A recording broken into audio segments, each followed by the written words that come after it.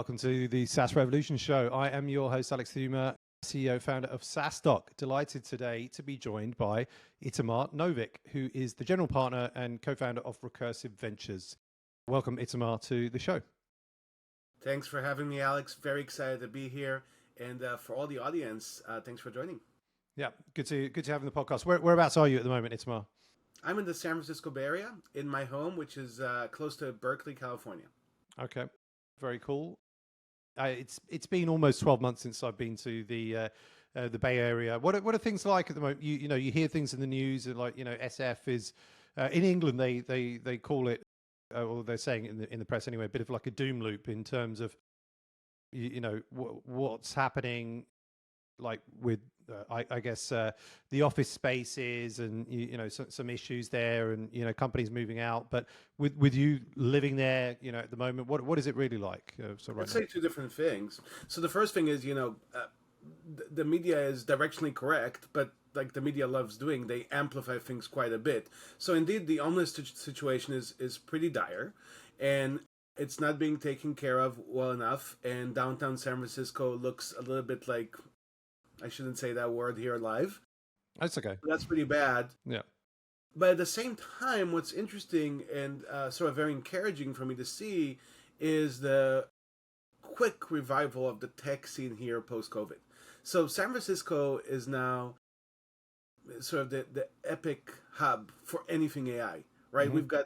We've got OpenAI here, Databricks, Snowflake is just a few steps away, and so on and so forth. So you're seeing all this kind of AI revolution, everybody flocking to San Francisco. Yep. And I think, San Francisco has always been a boom and bust city. Hopefully we're headed to a boom driven by AI. Fingers crossed, fingers crossed. So a little bit about SF there, but what about yourself? And for those that don't know and who haven't met you before, know nothing about you, who is Itamar Novick? Yeah, well, thanks for asking. So I am a serial entrepreneur and an investor, originally from Israel, now living in the San Francisco Bay Area for the last almost 14 years. I'm a techie and a geek, I would say. So I love anything tech. I love playing around with technology, consumer products, enterprise products, and so on and so forth. I've been on all sides of the table, of the startup table, right? So I've spent my entire career in startups. As an operator, my last role was helping take Life360 from a pre-seed stage company all the way to an IPO, which we went public in 2019. Before that, I had several roles across engineering, product, and business development in other startups. As an investor, I was first trained on Sand Hill Road as an institutional VC at a firm called Itar Ventures. Later, I started an incubator called Upwest Labs, which helps connect the dot between Tel Aviv and Palo Alto, so helping Israeli entrepreneurs succeed here in the US. And for the last 11 years or so, I've been running Recursive Ventures, which is a solo capitalist VC firm investing in pre-seed stage startups focused on data and AI. And I've been selected by Business Insider and Tribe Capital as a top 100 global seed investor for the last 3 years. Very cool, very cool. And I mean, you mentioned about working your whole life in startups. No better place. Can highly recommend it to people. Actually, somebody I interviewed on a podcast earlier today, Lloyd Lobo, said the same. He'd worked his whole life from graduating, straight in startups. And again, yeah, I mean, it's just for me, certainly feels like home, as it is. I'm sure it does for you and for Lloyd earlier as well. And so Recursive Ventures, solo GP. Why the solo route? And have you ever thought about growing this into being a, I guess, kind of multi-partner fund? Yeah. So the reason why I'm going solo is because I think that's because that way I'm the best partner and I can provide the best service for pre-seed and seed stage entrepreneurs that want to work with me. Because having no office, no staff, no overhead, no VC firm politics actually frees up my time to do the two things that I'm focused on, which is finding and investing in the best entrepreneurs and then supporting them, helping them build momentum from 0 to 1, right? At the end of the day, I have a lot of respect for junior investment professionals, but they can't necessarily help a company as much as I can potentially do, having helped over 100 companies scale to the Series A and beyond, right? having 5 or 6 partners, for example, like you've got in bigger venture firms around the table trying to make a decision on whether we're going to bridge a company or not. And wait, it's actually an enterprise company, and you've got a consumer general partner voting on whether we should continue to support this company or not, when they're not really subject matter experts, is not being very helpful either. I think the type of partnership that pre-seed and seed founders really need is a partnership with somebody who's a single decision maker, who's walked in their shoes and can move and adopt as quickly as their business moves and adopts. And that's really what I bring to the table. Is there any, and this is my curiosity here, asking these questions, but I think, did I see you've invested in perhaps over 100 companies, something like that? I'm assuming as a solo GP, you can't take board seats on all of these. So how do you select which board seats you take and which you don't? Because your time is only finite, right? Excellent question. So I actually intentionally do not take board seats. Okay. Why? Because again, that would take more of my time and my ability to focus on helping my companies where I can help them most. I'm also extremely entrepreneur friendly, and when you take on board seats, then you have more fiduciary duties, and you could potentially you have a higher chance of potentially coming into conflict with entrepreneurs, and that's not really what I'm looking for. So okay, makes sense. And being I guess working in startups, and I think being a founder yourself before you entered the world of VC, why did you decide to make that switch from being a founder, being an operator, and then now working in institutional VC fund, and now obviously being a solo capitalist? Yeah, no, that's a great question. So I basically figured out that I'm better at supporting founders than being a founder myself. I'm not a bad operator. I've done a lot of things that have moved the needle quite a bit, and I'm very proud of what I've been able to do as an operator. But what I figured out is that supporting founders early in their journey is actually what I do best. And I love doing it. I love being there and helping them early on, create that early momentum. And I also love being the person that kind of helps solve some of those wicked hard problems that show up when you're starting a new company. So that's really why I actively chose to take on this role versus do another senior executive role in a startup. Makes sense. And given I mentioned the numbers over 100, I think you've invested in over 115 SaaS companies over the last decade. So there's quite a lot, again, at that early stage, pre-seed seed stage. And so I know what we wanted to talk about is how do you raise your first round, as a SaaS business. So I guess kind of like with that, where to start, right? Let's go through your kind of lessons and tips in how does a SaaS founder, SaaS company raise its first round? Yeah, that's a great question, and a lot of people ask me that. And kind of the service that I provide most entrepreneurs is really sort of mental support and help in the fundraising process for pre-seed, seed, and Series A, and even subsequent rounds behind that. And the reason I can do that is because I've raised over $400 million myself as a founder, and I've helped dozens of companies scale to Series A and beyond. And I actually have this kind of talk that I do around demystifying pre-seed investment rounds, which is really the first sort of institutional grade investment round that companies receive these days. And look, there's a lot of facets to it. It's not really a science. It's more of an art. But I'm definitely happy to share some tricks and tips from what I've seen in the market that hopefully would help the founders listening to this podcast. Sounds good. So look, the landscape for fundraising has changed a lot over the last 10 years, right?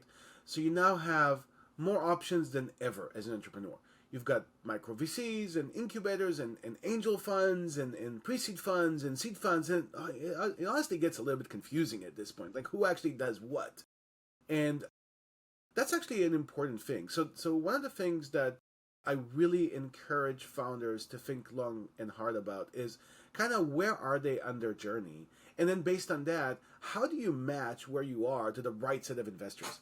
So one thing that maybe less experienced entrepreneurs do is they would, start the business, have some, great ideas, maybe have some team members, and then it would jump all the way to pitching, a fund like Sequoia, for example. I'm just putting Sequoia out there as an example for an institutional, bigger VC fund, right? And, often when you do that, not always, but often that's not really the right fit. Like it's too early. You know how many VCs have that answer? It's like, oh no, it's too early for me. So you really have to focus your pitch and who you're pitching on the right stage that you're at. And what we're seeing now is that many companies, especially SaaS companies, actually end up continuously fundraising for 2, sometimes even 3 years. So you kind of start off with what I call the friends and family and sort of angel round, right? That's where you have maybe family members pitching in, you have some friendly angels who know you, who trust you, and it's really a stage where you don't have, it's hard to get a professional investor, let's say, to get conviction around the business. So you start with friends and family. After that, you move to the pre-seed stage. Then there's seed and Series A. Now, of course, there's a spectrum all in between, and there's a lot of different, opportunities to raise capital along the way. But I kind of want to potentially have those kind of boxes in place to help lead the conversation on who you should actually be talking with in each one of those rounds, right? So very simple. Let's start with the beginning, friends and family. That's where you really are focused, raising money from angels, raising money from people you know. Maybe it's your old boss. Maybe it's somebody that you've been engaged with around this venture that you're starting, and they like what you're doing and they like you, and they really want to put a 25, a 50, or 100K check right into your company. And when you're doing that, typically what you have is you've identified a clear market opportunity. You have a founding team in place. So maybe it's you and another co-founder, maybe there's a third co-founder, and so on and so forth.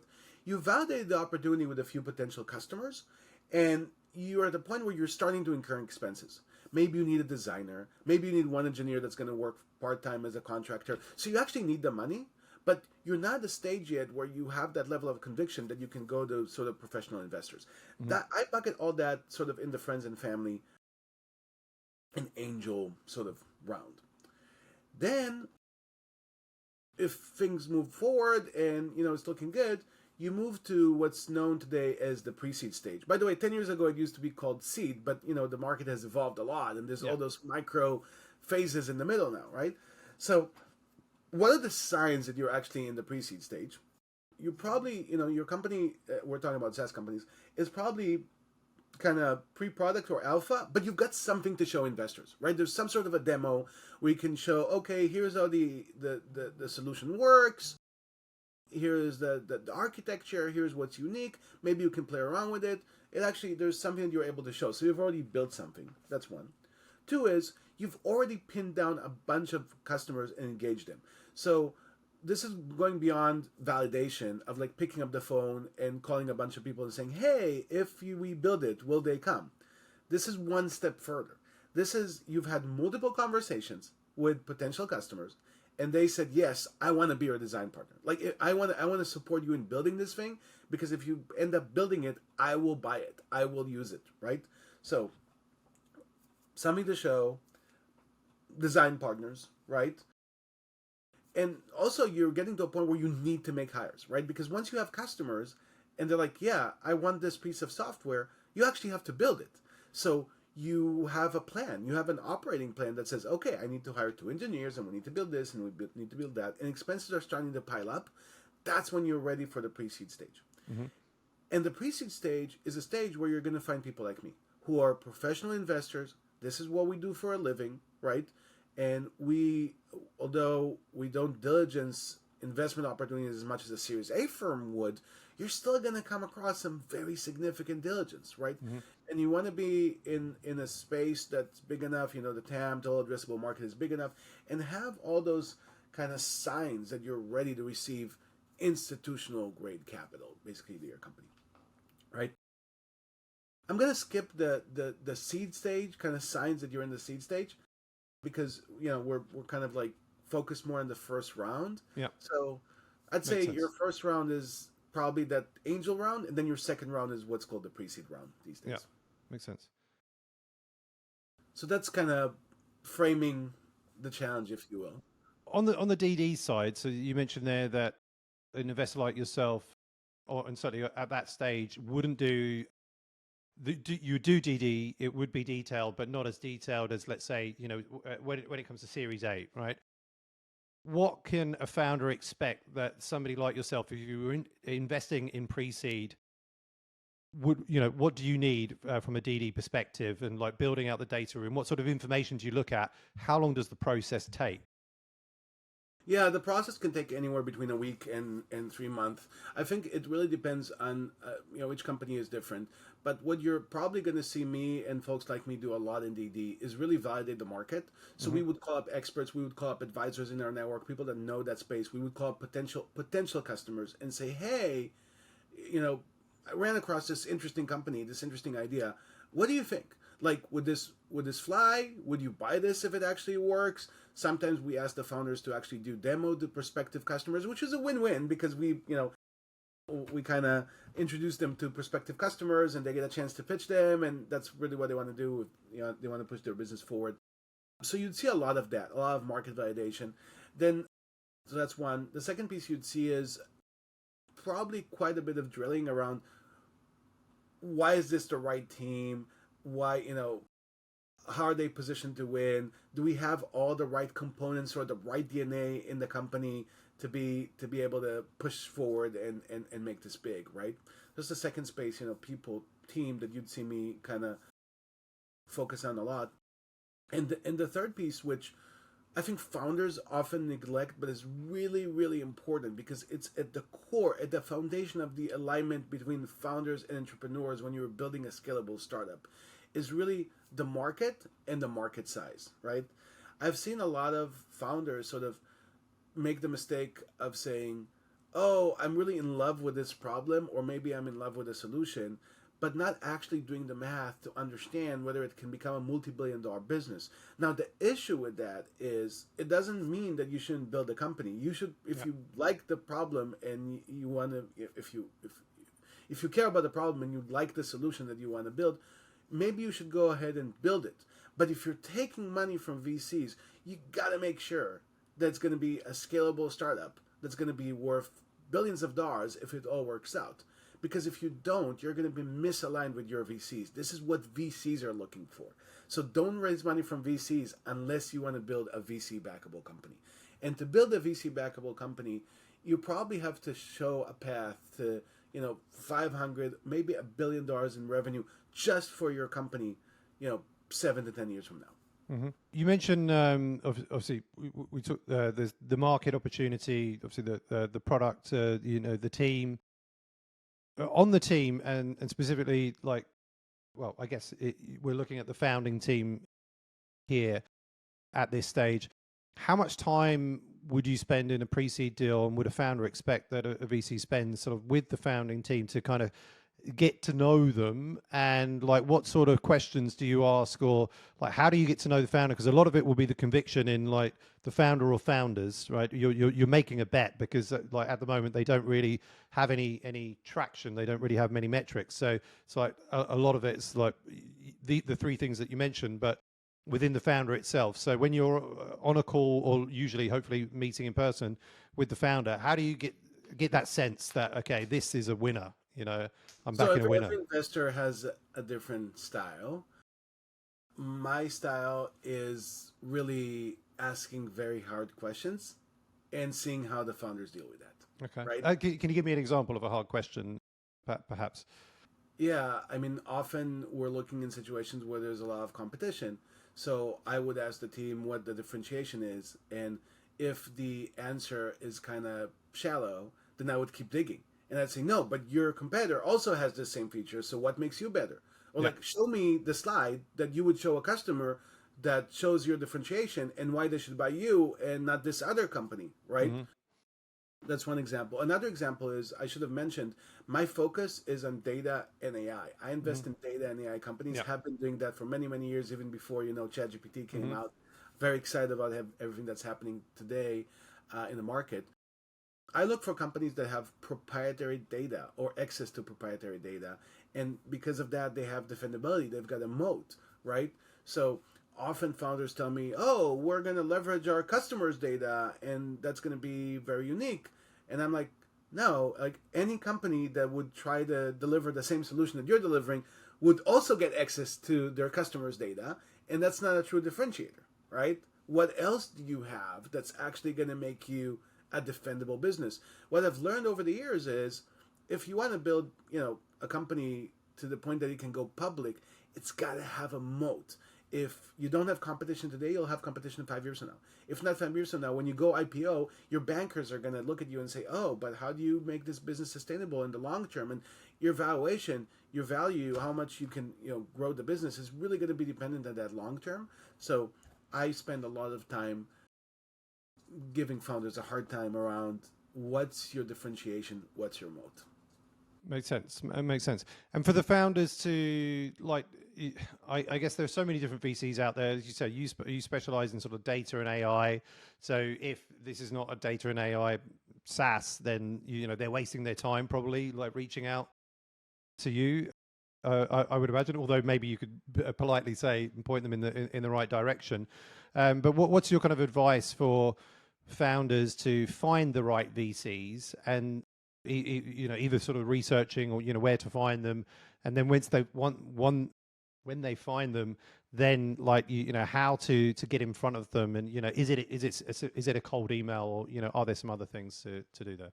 Yeah, let me actually take a step back and move into one of my first tips for the day. Sure. So, fundraising is a sales effort. You need to think about it as a sales effort. If you don't know how to do sales and you're the CEO of a company trying to raise money, go and consult with somebody who has done sales.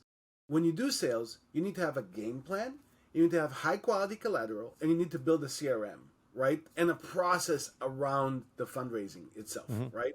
So collateral is pretty obvious. You got to have the deck. You got to be able to, potentially if I wake you up in the middle of the night, you need to be able to walk that deck back and forth with me, right? Quickly. So you got to be really, you got to train yourself on being able to pitch this really, really well. More to your question, how do you build the CRM? How do you build the lead sheet for the VCs that you want to pitch? So I'd say focus on stage. Are they actually investing in pre-seed or seed, whatever stage you're at? That's very, very important. The way to do that is look at Crunchbase and look for the individual GP or the firm and see what kind of deals have they done recently, right? So that's the first thing. The second thing is sort of vector or vertical or focus, right? And I think a lot of founders, by the way, they get confused between firms and general partners. Firms are great, and often you get a reputation for the firm. Again, I'm naming Sequoia as the obvious, VC that everybody knows. But when it comes to fundraising, it's not about the firm. It's actually about the individual general partner. You got to get to the right person within the firm, and the right person within the firm is the person that is actively looking at the space you're building a company at. Have they done investments in other companies in the space? That would be the first question that I would ask. Maybe they wrote a blog post about, this space. Maybe they've shown some keen interest in an event where they were speaking at. And maybe on the website it actually says that they invest in enterprise SaaS and developer tools, right? And you're building a developer's tool company. So make sure that you're talking to a person who is focused on the right stage that you're at and the right vertical, right? The right, the space that you're playing at. Then when it comes to introductions, that's a very good question. And also pertains to how I operate and a lot of other investors operate. Cold calling is really not the way to go. The way to go is to find people that have relationships with that VC. And actually, if you strive to be an entrepreneur yourself, I would encourage you to consistently build relationships with people in the startup and VC ecosystem, because they are the people that will help introduce you to VCs down the line. The best way to get to a VC is getting a warm introduction from somebody who knows you well and knows them well and can really vouch for the introduction, right? They would say they know both sides, they know it can be a good fit, and can really make that warm introduction. For me personally, I get way too many leads, too many investment opportunities, and I have no ability to process all of them. So I really look at what I call pre-qualified deals on my end, which means that it's an introduction coming from somebody I know and respect, often somebody that I work with. Maybe it's an entrepreneur I backed before. Maybe it's an executive I've worked with before, right? And I look for that introduction from from somebody who vouch for the founder and say, oh wow, this person is great. Like she's able to, I've seen her, we've worked together. She's just amazing. You should talk to her, right? So that's when, I would take it very seriously, jump on a call, start doing diligence, and really start doing the work. But it's got to be pre-qualified by, oh, it's the right stage, very early, and somebody I know is sort of vouching for the founder, saying you should take a look at this. Makes sense. If you, in some of the things that you mentioned there, like in terms of it being fundraising a sales effort, totally agree. And then, like in order to connect with the VCs, starting to build, and I guess kind of like network within the startup world to build those connections that may help you get to the right person. If you are, and many SaaS founders are, but introverted, they're not salespeople. Let's say they're the founder engineer, and that doesn't like networking.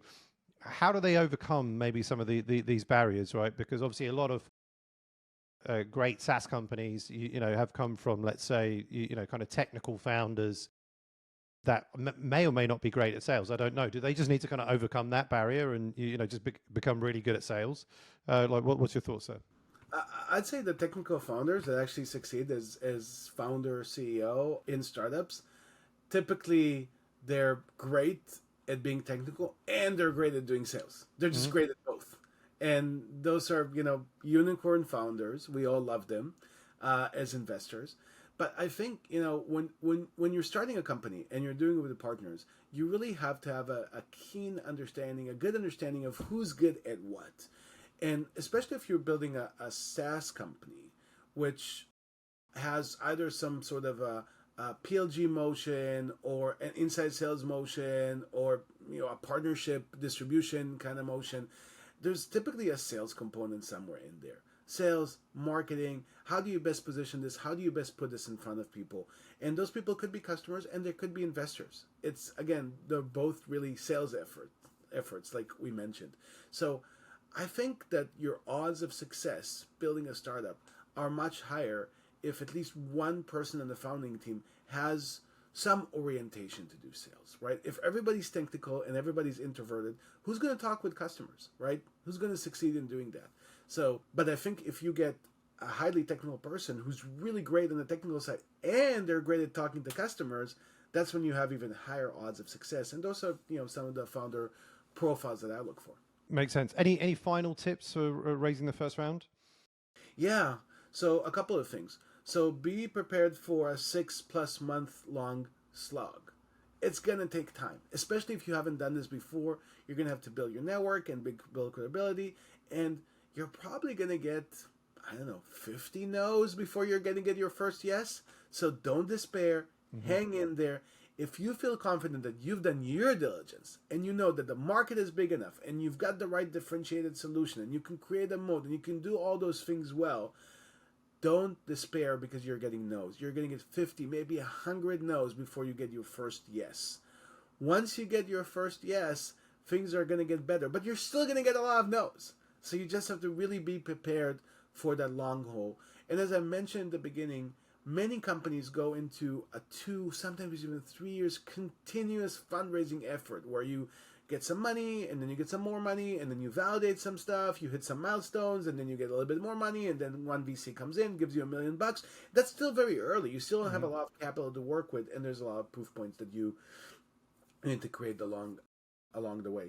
The other thing I would say is you have to really be thoughtful about how much you're raising and who you're raising it from. Once you try to raise more than, let's say in the US, $1 million or $1.5 million, you really have to find a lead investor. And lead investors are typically, full-time investors like me and institutional in that sense. So in order to be able to do that, you really have to come prepared, right? You have to have all the collateral. You got to have a lot of the answers. It takes time to get there, but once you're ready to do a round that big, you should focus on getting the lead investor first so you don't get dragged and you don't get distracted by all those small investors along the journey.